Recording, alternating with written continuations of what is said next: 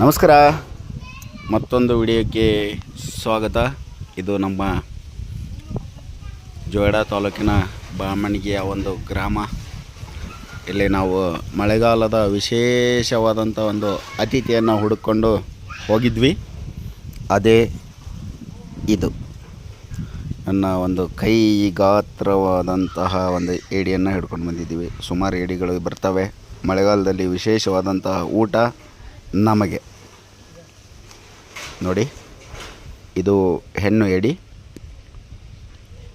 ಇದರದ್ದು ಕಥೆನ ನಮ್ಮ ಹುಡುಗ ಮುಗಿಸ್ಬಿಟ್ಟಿದ್ದಾನೆ. ತೊಂದರೆ ಇಲ್ಲ, ಏಡಿಕಾಯಿ ನಾವು ತಿನ್ನಬೇಕಾಗತ್ತೆ. ಯಾಕಂದರೆ ಮಳೆಗಾಲದಲ್ಲಿ ಚಳಿ ಇರೋದರಿಂದ